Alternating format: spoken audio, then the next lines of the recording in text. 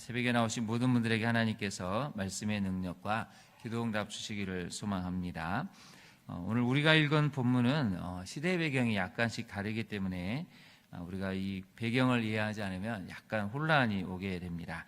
24절을 한번 보실까요? 24절을 보시면 이에 예루살렘에서 하나님의 성전 공사가 바사왕 다리오 제2년까지 중단됐다고 나옵니다. 23절에 보면 그 공사를 그치게 하니라고 나와 있습니다. 23절에 나오는 그 공사는 성벽 재건의 공사고 24절은 하나님의 성전 공사입니다. 그래서 시대 배경이 약 60년에서 80년 차이가 나기 때문에 우리가 이것을 잘 이해하지 않으면 혼란이 많이 됩니다. 이 다리오 왕과 앞에 나오는 아닥사스다 왕은 완전히 시대적인 배경이 다른 왕들이죠. 우리 화면을 한번 잠깐 보실까요? 이걸 정리를 좀 해봤는데요. 4장 1절에서 5절은 고레스 왕 시대부터 다리오 왕 시대까지를 다루고 있습니다. 그래서 성전 재건을 명령한 왕부터 성전 건축을 방해한 왕이 설명이 되고 있습니다. 그래서 4장 6절을 보시면 아하수에로 시대의 방해가 일어나죠. 이때가 바로 BC 480년대입니다. 성전 완공 이후에 성벽 재건을 막으려는 첫 번째 상소가 있었는데 바로 이 아하수에로 왕의 에스더의 남편입니다. 그럼 6절부터는 이제 삽입된 구절이라고 보시면 됩니다.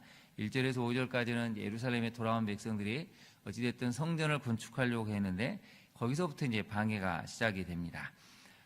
어제부터 읽은 오늘까지의 내용은 4장 7절에서 13절까지인데요. BC 460년에서 440년대를 다루고 있습니다. 이 아닥사스다 왕이 아하수에로 왕의 아들입니다. 성벽 재건을 중단을 하죠. 그래서 성벽 봉사가 본격적으로 방해를 받고 무력으로 중단된 시기가 바로 오늘 우리가 읽은 23절까지의 내용입니다. 그리고 4장 24절은 다시 다리오 왕의 시대를 다루면서 앞선 5절의 상황으로 연결이 됩니다. 그래서 여러분 1절부터 5절까지 그리고 24절까지는 한 시대고 중간에 나와 있는 6절부터 23절까지는 시대의 배경이 상당히 건너뛰어서 약 60년에서 80년 시대 이후를 다루고 있다는 것을 염두에 두셔야 이 배경이 이해가 될 수가 있습니다. 자, 오늘 본문으로 한번 가볼까요? 이 서기관 심세와 방백 르움이 왕을 걱정하는 척하면서 옛날에 이 실록을 살펴보라고 이제 조소를 올렸죠. 이 공문을 띄웠습니다. 상소문을 올리니까 17절에 보시면 왕이 이제 이 방백 르움 서기관 심세 또 사마리아에 거주하는 그 많은 다른 땅 백성의 조소를 내리고 이렇게 설명을 합니다. 너희는 평안할지어다. 아첨하고 아부하고 또 진실을 왜곡하는 사람들에게 홀딱 넘어가 버렸다는 것이죠. 잘못 귀를 기울여서 오히려 이들을 평안하다, 평안할지어다 라고 위로를 해줍니다. 그리고 여러분 18절, 19절 한번 볼까요? 너희가 올린 글을 내 앞에서 낭독시키고 명령하여 살펴봤다 라고 나옵니다. 여러분 우리가 어떤 글을 영화를 보면 재미있는 건 100명 다 영화를 다르게 봅니다. 똑같은 걸 봐도 100명 다 보는 관점이 다르고 해석이 다르기 때문에 객관적으로 보지 않으면 각자가 옳다고 생각하는 방향으로 이게 오해가 돼서 나중에 전혀 모르는 사람한테 이 상황을 설명해 주면 또 이것이 더 큰 오해가 생기죠. 오늘 본문을 보면 18절에 낭독시켰다, 명령하여 살펴보았다는 얘기는 왕이 듣지를 않았다는 것이죠. 제대로 못 들었다는 것입니다. 본인이 직접 읽어보고 밤새 연구를 해보고 왜 그럴까 물어보고 하는 게 아니고 낭독을 시키고 그 다음에 신하들로 하여금 명령에 살펴보라고 했죠. 자, 그러면 신하들 입장에서는 어떻게 해석을 해야 되겠습니까? 괜히 잘못 이야기했다가 왕 앞에 얘기를 하면 목이 달아날 수가 있습니다. 그러니 최대한 왕이 지금 왜 이걸 명령을 했을까? 나름대로 해석을 하고 왕이 지금 어떤 상소문을 읽었는데 성벽 재건을 막아달라는 상소문을 왕이 지금 사실은 긍정으로 해석을 하고 있구나. 그럼 어떻게 해야 되겠습니까? 낭독하는 사람이 명령에서 살펴본 사람들이 해석을 왕의 입장에서 설명을 할 수밖에 없습니다. 우리가 어떤 거를 읽어도 혼자 해석하기가 엄청 어려운데 더구나 왕처럼 바쁘고 분주하고 또 다른 데 관심이 많은 사람이 이걸 제대로 읽어내기는 굉장히 어렵죠. 그래서 왕의 신하들이 이제 해석을 했는데 19절을 한번 볼까요? 이 성읍이 예로부터 왕들을 거역하며 그 중에서 항상 패역하고 반역하는 일을 행했습니다. 대표적으로 시드기야 왕이 그런 왕이었죠. 예레미야 선지자가 나라가 망하니 바빌론에게 반역하지 말고 항복을 하십시오 했는데 끝까지 반역을 하다 결국 본인도 잡히고 아들도 또 죽임을 당했습니다. 이걸 이제 실록에서 기록을 해놨습니다. 20절을 한번 볼까요? 옛적에는 예루살렘을 다스리는 큰 군왕들이 많아서 강 건너편 모든 땅이 그들에게 조공, 관세, 통행세를 바쳤다. 이 이야기는 솔로몬 왕의 시대, 히스기야 왕의 시대, 북이스라엘 여로보암 왕 2세 시대 때는 그만큼 강성한 힘이 있었다는 걸 또 실록이 기록을 해놨습니다. 진실과 또 약간 왜곡된 사실이 지금 겹쳐 있는 부분이 약간 있죠. 여기서 우리가 주목해야 될 부분은 여러분 19절입니다. 19절 다시 한번 볼까요? 예로부터 왕들을 거역하고 그 중에서 항상 패역하고 반역하는 일을 행했다. 하나님은 바벨론에게 항복하고 지금의 때를 잘 견뎌라고 했는데 본인이 생각하기에 이건 아니다라고 했죠. 결국은 그 잘못된 결정 때문에 많은 백성이 죽고 아들들이 죽고 많은 사람이 끌려갑니다. 우리 첫 번째 메시지를 한번 살펴볼까요? 과거의 실수와 허물로 인해 인생의 발목이 잡혔을 때라도 하나님을 바라보고 회복의 때를 기다려야 한다는 것입니다. 여러분, 과거에 실수할 수 있습니다. 허물이 있을 수 있는데 문제는 이걸 기억하는 사람들 때문에 어느 때인가 이것이 발목을 사로잡을 때가 있습니다. 나만이 알고 있고 나만의 실수 허물이 있을 수 있는데 그걸 또 누군가 알아차리고 그걸로 인해서 내 삶을 어느 순간 송두리째 그물에 얽매이게 하는 그런 삶이 우리에게 나타날 수 있다는 것이죠. 그럴 때 우리는 어떻게 해야 되겠습니까? 하나님을 바라보고 회복의 때를 기다려야 한다는 것입니다. 적용을 한번 해볼까요? 과거의 실수함을 죄로 인해 사방이 막힌 삶을 살고 있습니까? 그러면 어떻게 해야 될까요? 우리 두 번째를 같이 한번 읽어보겠습니다. 시작. 살아계신 하나님을 바라보고 회복의 때를 기다리며 간구합니까? 네, 제 개인적인 간증을 좀 하자면 제가 옛날에 이제 담임 목사 면접을 보러 갔을 때 2시간 면접을 봤는데 너무 그 면접이 힘들어서 몸살이 난 적이 있습니다. 나의 작정을 하고 이제 이분들이 기다렸죠. 근데 첫 시간은 무난하게 지나는데 두 번째 시간에는 그 얘기를 하시더라고요. 두 번째 시간은 만만치 않을 겁니다. 무슨 말인지 몰랐습니다. 근데 제가 생각이 난 게 하나가 있었습니다. 면접이 끝나고 제가 오후 예배 시간에 한 단어를 설명을 딱 했는데 제가 그때 이 단어가 약간 걸림이 될 수 있겠구나.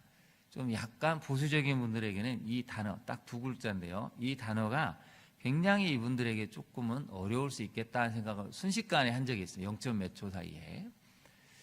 그래서 제가 이게 걸림이 되는데 잊어먹고 있었죠. 근데 2년 후에 이 단어를 가지고 면접 때 엄청나게 저를 괴롭혔습니다.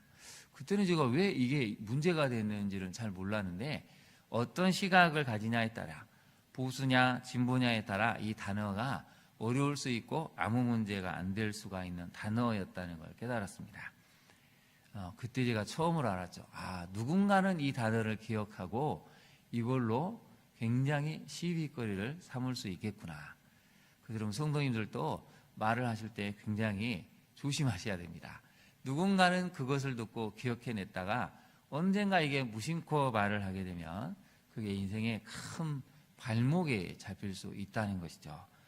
우리가 아무리 조심한다고 해도 누군가는 작정을 하면 여러분 우리의 말이 행동이 몸짓이 발목을 잡을 수 있는 큰 것으로 나오게 됩니다. 이스라엘 백성들이 지금 딱 그런 상황이 됐죠. 다시 한번 19절 한번 볼까요? 항상 이렇게 행했구나. 왕들을 거역하고 반역을 했구나. 이 바로 시드기야 왕. 그 이전에 앞에 있었던 왕들조차 했으니 이게 왜곡이 되면 해석이 그렇게 가능하다는 것이죠.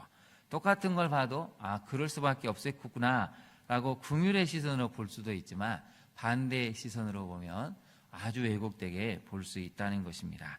그래서 여러분 우리는 하나님 앞에 늘 엎드려야 됩니다. 우리의 실수, 허물, 과거의 잘못이 있을지라도 하나님 앞에 용서를 구하고 또 때로는 그것 때문에 사방이 막힌 삶을 살아도 하나님의 살아계심을 붙들면 그때가 지나갈 수 있다는 것이죠. 두 번째를 한번 볼까요? 두 번째 메시지입니다. 역사를 주관하시는 하나님의 절대 주권을 믿을 때 지금의 환란을 이겨내는 영적 시선을 가질 수가 있습니다.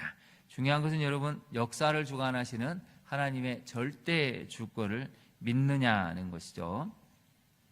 여러분 23절을 한번 볼까요? 23절을 보면 왕이 이제 조서를 내렸습니다. 공사를 중단하게 해라.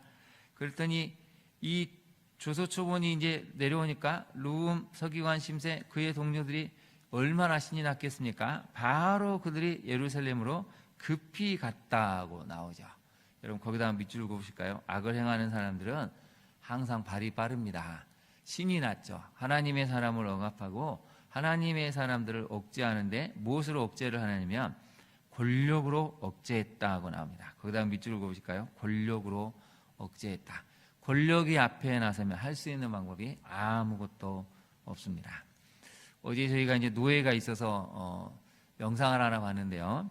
사립학교법에 대한 이 영상인데 여러분 법이 완전히 바뀌어서 교사들도 이제 미션 스쿨에 맞는 사람을 뽑을 수가 없습니다. 영상의 그 심각성을 알려주는데요. 하나님의 말씀으로 무장되고 경건성을 갖춘 교사들이 뽑힐 수가 없습니다. 이제 그 모든 것은 정부의 관할에 있고 사립학교가 개입할 수 없죠.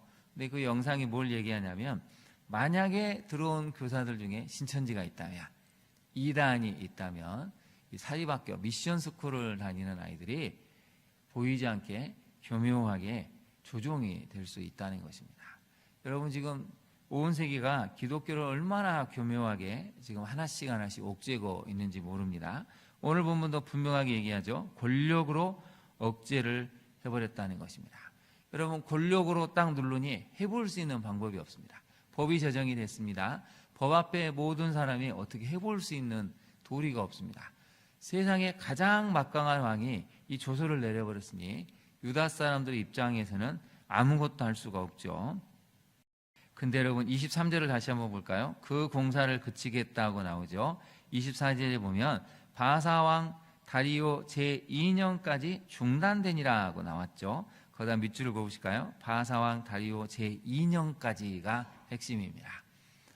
법으로 권력으로 눌러서 이제 끝난 것처럼 보였는데 하나님께서 그 시기가 필요했다는 것입니다. 더 하나님을 사모하고 어떻게 하나님이 이 불가능한 상황을 바꿔내실까가 바로 바사와 다리오 제2년까지 우리에게 이 성경 속에 있었던 사람들에게는 허용된 시간이었다는 것이죠.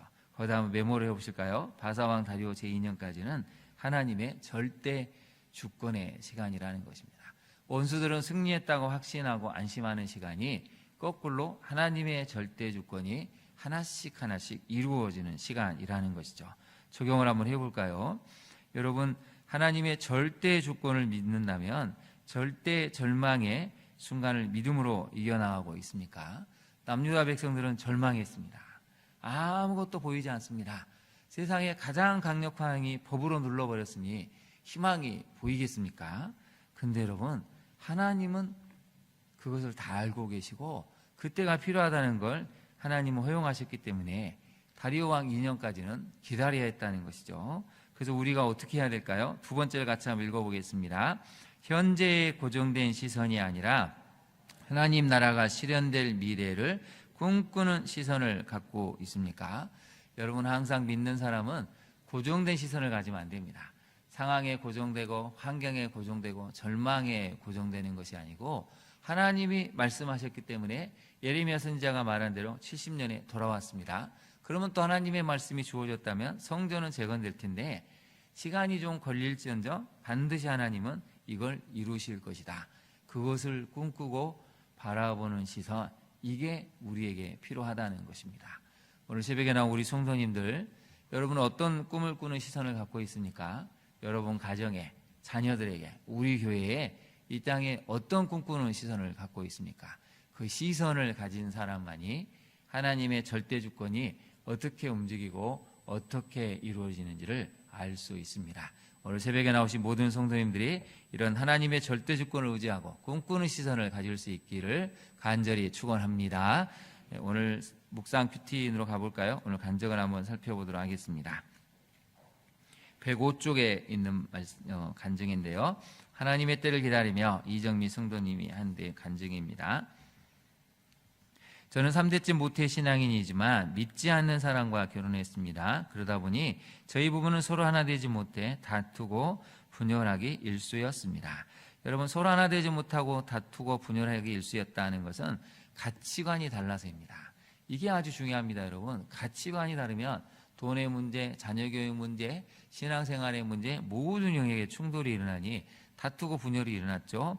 그렇게 가정의 울타리가 없는 환경에서 방치되다시피 자란 아이들은 결국 ADHD, 불안과 우울로 병원 치료를 받아야 했습니다. 여러분, 가장 중요한 단어가 하나 나오죠. 가정의 울타리입니다. 거기다 한번 네모를 쳐보실까요? 여러분, 가정의 울타리가 사라지면, 가정의 울타리는 부부가 만들어줘야죠. 부모가 만들어줘야 되는데 매일 부부가 대판 싸우니 서로 다투고 분열하고 악을 쓰고 있으니 애들이 어떻게 됐습니까? ADHD, 불안, 우울로 치료를 받아야 했죠. 그리고 큰딸은 5년 전에 갑자기 심장마비로 천국에 갔습니다. 이후 막내 아들은 마음을 굳게 닫은 채 3년 가까이 가족과 소통하지 않았습니다. 그야말로 저희 가정의 성전 재건 공사가 그친 것만 같았습니다. 그러나 성전 공사가 중단된 바로 그때부터 하나님은 새 일을 행하셨습니다. 그 다음 밑줄을 그어보실까요? 성전 공사가 중단된 바로 그때부터 하나님은 새 일을 행하셨습니다. 육이 무너지는 여러 사건으로 저희 부부와 자녀의 마음이 가난해지니 각자 말씀이 들려 영이 세워진 것입니다. 놀라운 표현이 나오죠. 마음이 가난해지니 각자 말씀이 들려 영이 세워졌다는 것입니다. 거기다 밑줄을 그으시죠. 여러분, 마음이 가난해졌다는 것은 이제 하나님밖에 없구나, 하나님을 찾아야 되겠구나, 이런 마음이 가난해지니까 말씀이 들리고 영이 세워졌다는 것이죠. 아빠를 무서워하던 큰아들은 아빠와 편한 사이가 되었고, 무엇보다 저와 남편은 공동체 안에서 한 말씀으로 대화가 통하는 기쁨을 누리게 되었습니다.